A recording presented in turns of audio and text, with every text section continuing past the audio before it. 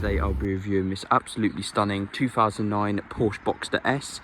This is the 3.4 litre PDK and it is the 987.2 generation. So a little bit of insight to the Boxster. It was released for 1996 model year in the 986 form. It came with either a 2.5 litre flat 6 or a 3.2 litre flat 6. Then the addition of the 987 gave you a 2.7 and a 3.2 or 4. And yeah, these later cars, being the 2009 to 2011 car, addressed a few of the issues regarding the Boxsters and the Caymans, which they sort of suffered with. Yeah, overall really lovely cars. They're really good value for money, and insurance is relatively cheap on them as well.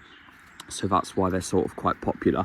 But yeah, basically these came with either a 2.9 litre flat 6 or the 3.4 litre flat 6, being the S this car is. This one's finished in Meteor Grey metallic, which is a stunning looking colour. It's sort of like seal grey on the 911s almost. And this one has the 19-inch Carrera Classic alloys, which are the same alloys you'd find on the sort of base or the 911 997.2 cars, which look absolutely stunning. Classic style 5 spokes. And yeah, this one's also got the PDLS system as well, which is Porsche dynamic light system. So you got adaptive xenon headlamps along with a revised 987.2 LED front DRLs on the bumper, which is quite nice, and these nice chrome studded washers for the headlamps. You've got larger 320mm front and 299 or 300mm rear discs, both 4-piston with red calipers as part of the S pack. On the Boxsters, you've also got the wheel crests painted in colour. This one's got around £10,000 of options, and the S also comes with twin exhaust tailpipes in the rear, which is quite nice. So regarding a few of the issues, the 987 had three main improvements over the dot ones. You had the addition of a PDK gearbox, the removal of the IMS bearing or shaft or elimination of that, and the elimination of bore scoring and the rear main seal, which a lot of these sort of suffered with and weren't very reliable with as it got to sort of a mileage. But if you do find a higher mileage example, it's most likely it'll be done. But these ones are a lot more cost efficient and yeah, have produced a lot of nice torque range across you know, the rev range, which is lovely. And yeah, you've got your oil and your washer fluid, and behind all the carpeting here you've got the 3.4 litre naturally aspirated flat 6 with 310 brake horsepower, which was a 55 horsepower bump over the 2.9, the outboard 2.9 in these dot 2s. So the base car had 255 horsepower, whereas the S had 310. It's believed, you know, that you have a better torque range and rev throughout the sort of power band on the S models, having that horsepower, because these are naturally aspirated. It's quite difficult to get the power out of them, but the S definitely helps with that. You'll notice it's very punchy and you've got lots of torque throughout the range, and on the S you don't need as much torque to get the car going, if you know what I mean. You don't need the RPMs as high. But yeah, this one's also got the full black leather interior as well, which is quite a rare option because most of them have a partial leather interior, which is full leather seats, as you'll see, but the dash won't actually be stitched. This one is a very rare option. I've never seen it on many Boxster or Caymans. So this has got the full leather interior pack, which gives you leather door cards here with stitching, full leather, and a full leather dashboard shroud as well, as long with stitched dashboard leather. You'll notice the leather is a bit higher quality. It's less sort of rubbery studded vinyl looking leather, which is a lot, you know, less quality like. But yeah, you've also got the sport chrono clock encased in matte shrouded leather as well, which is lovely. And yeah, this one's got the 3-spoke PDK steering wheel, and yeah, like I said, the dot 2 models had the PDK 7-speed dual clutch gearbox. It stands for Porsche Doppelkupplung, and is a very rapid shifting gearbox on these. It was first introduced in 2008 on the 911s. They came on the 997.2s, the first gen Panameras, the Boxsters and the Caymans. Otherwise you had a 6-speed manual. The clutch was quite heavy on them, on the manual, so the PDKs have a lot more sought after gearbox. But yeah, let's just quickly bring it to life. Get that very classic flat 6 sound, Mezger sort of sounding engine, which is very nice. But yeah, obviously the turbos came with the Mesga engines. But yeah, got electric windows, electric mirrors, cruise control as an option, the Bose surround sound audio system as an option as well. If you equip the Bose, or sorry, the wind deflector option, you have to equip the Bose audio high-end package. So yeah, it's got a glass wind deflector here with the leather wrapped rollover hoops and two-way electrically adjustable front sports seats, so the backrest is effectively electric. And yeah, like I said, you've got the PDK gearbox. This one has the rear park assist as well, which is just rear parking sensors, automatic climate control as well, so it's electronic. You've got your fan, temperature and flow directions. This one's also got the optional sport chrono pack, which gives you a chrono dial in the middle here and allows you to effectively basically go on the system here on the screen on the dash and actually set the clock. So the clock actually starts turning on now, and you can stop the timing, reset it and calibrate it back to start, which is quite cool. And yeah, you've got your sort of nav functions on there as well, which is very nice. And yeah, you've got your fuel distance, and yeah, really nice classic analog style, the .2s. It's my favourite generation of Boxster, apart from the 981s, which are also very good. It's very difficult to pick between the 987 and the 981, but you've got a more of an analog feel here. This one has the optional Carrera white instrument dials as well, along with a chrono dial clock. And you've got your sort of more analog temperature and fuel gauges on the 981s, which came after this. You had all of this, well, basically this whole thing here was a screen on the right hand side, and it was all digital with your gear selection and stuff. And yeah, very cartoony looking. It looks very classic to the 986s as well. And if you want the PDK steering wheel, obviously you have to option the PDK and the navigation module system for multifunction series. So you've got your telephone controls here and your sort of radio dial here as well. And you've got a PDK paddle shift, which is a bit strange because how it works basically is this is plus and this is minus. So you push it forwards for plus, push it backwards for minus, but you have it on both sides. So I find it a bit ergonomically, you know, better just to use one side, or just put the gearbox in drive and slap it to the side, just to quickly slap through the gears. But yeah, this one's also got the PCM 3.0 navigation system with extended nav module. So yeah, not all of them came with navigation. You'll notice most of them have the screen, but the easiest way to tell is this nav and map button here. Most of them will just have these buttons larger to fill in that gap which it's missing. You've got a SIM card as well, CD slot, and the telephone module as well, which allows telephone function on the vehicle. It's got USB audio interface as well, which allows you to plug in the USB. You've got auxiliary and iPod connector as well, and a smoker's pack, along with electrically deployable rear spoiler, which is quite cool, which came on all Boxsters. And for sport, and not only sport mode, but the sport plus mode as part of the chrono pack. So you've got eventide shifting on the PDK gearboxes, which is quite nice. And you've got cup holders here as well, which come out of the dash there and can also be sort of put back like that, which is quite cool. But overall very nice. It's very easy to put a roof up as well. You just flick this switch up and the roof just folds upwards. And then what you do effectively is just put the latch down, and yeah, very nice. And then if you want to put a roof back down again, you just press this, unlatch it, the windows sort of go down a bit, and yeah, obviously it will retract again. You've got a demister as well, and a rear heated windscreen as well, which is nice. And yeah, you've got floor mats as well, which funny enough was an option on the .2s. And like I said, these bi-xenon adaptive headlamps, which are lovely, the PDLS, which is quite rare. You will only sort of find them on the 911s really. But yeah, like I said, I forgot to mention the brakes are also cross-drilled and ventilated as well, with the S, you know, having the larger discs and stuff. But yeah, under the frunk as well, you've got some storage. These are about £50,000 new.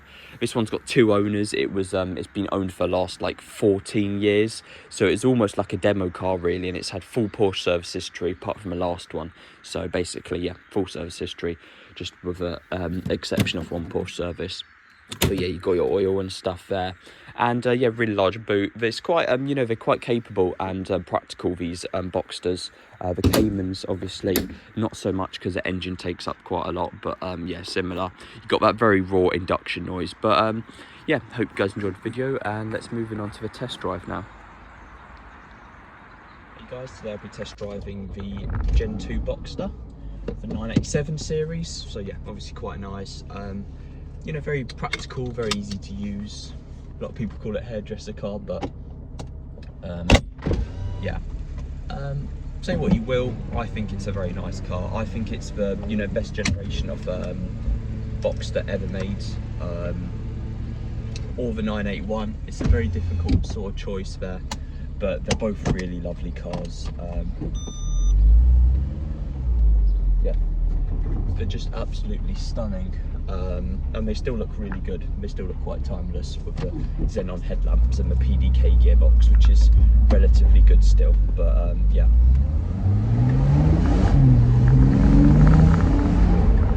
But yeah, they're very lovely cars to drive. The S is definitely the one to have, especially in the PDK. It's very quick. You know, it's a lot more responsive than the Tiptronic gearboxes. Most of them sort of came with, which weren't particularly, they weren't that responsive, unfortunately. But yeah, you've got 2 additional gears on the PDK. Being dual clutch, you've got, you know, both sets of planetary gears on each plate. So, you know, you've got the odd gears and even gears on each plate. So, you know, it sort of preloads each gear almost. It's quite, you know, it's quite nice.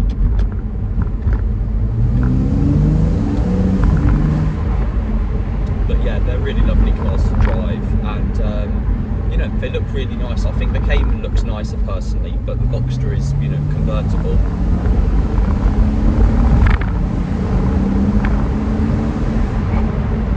But more than quick enough, you know, 0-60 in 5 or so seconds on the S, with a 2.9 being almost 6. So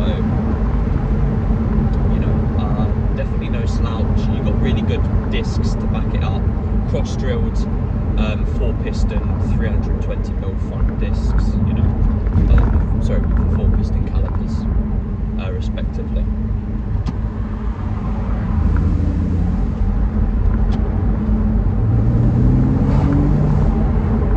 But yeah, the PDK is subliminal on these. You know, the introduction of that was, I think, you know, more than effective to help the sales of these continue. And, you know, the elimination of the IMS sort of bearing and bore scoring, you know, was quite a crucial factor. I did forget to mention, obviously, in my Cayman video, the 3.4 and the 2.9 are both DFI, which is direct fuel injection. So yeah, they did sort of eliminate that IMS bearing and the bore scoring these most of them unfortunately suffered with.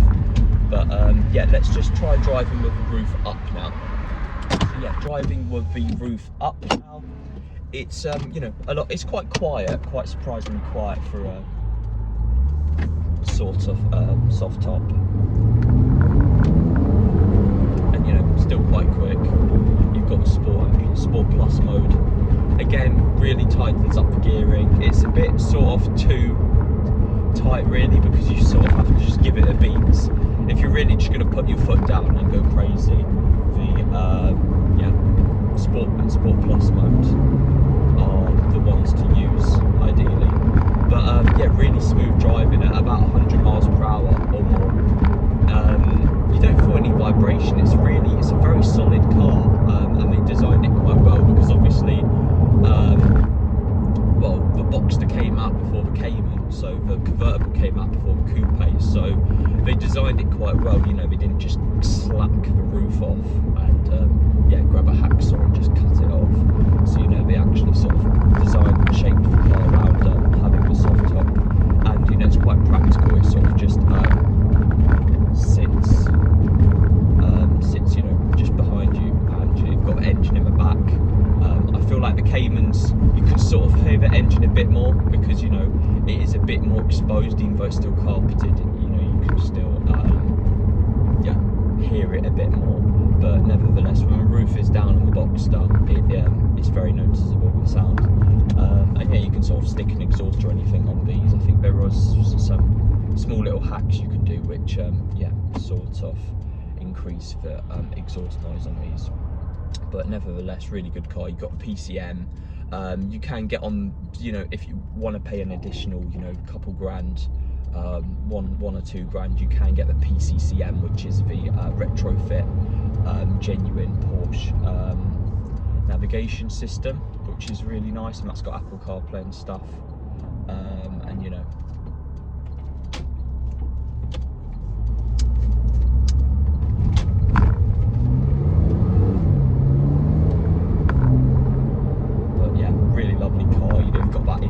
that naturally aspirated injector noise, that tapping noise, you know, it's very distinctive, and yeah, very iconic to the Porsches.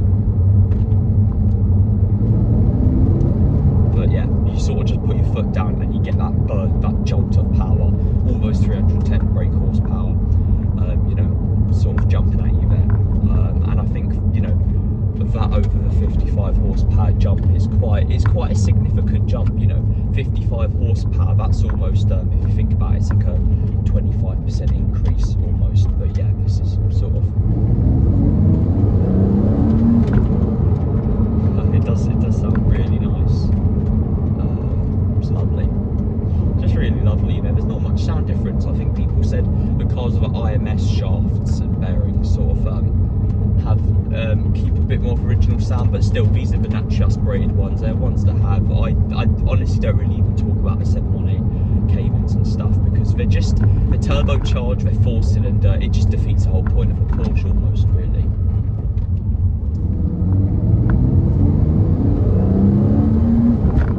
But they're so fun to drive, honestly, PDK. Like I said, it's a really good gearbox. I probably prefer the PDK over manual. The manual's nice, but clutch is quite solid on them. And yeah, the PDK I think was about £2,000 option, as you'd expect. It was quite cutting edge technology back in 2009 and 2008. You know, it was a really sort of praised gearbox, and it's a proper automatic, you know, dual clutch. It's not a robot manual or anything. It's not a torque converter. It's a very solid gearbox, and they're fairly reliable. You know, it does depend.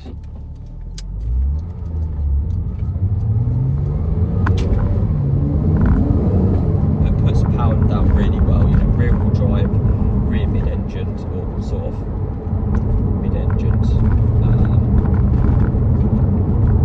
Yeah, just really smooth, and you know, like someone driving motorway, it's you know, it's you don't really feel anything. You don't even feel like you're doing 100 or anything, and it's very quiet. It's very insulated well.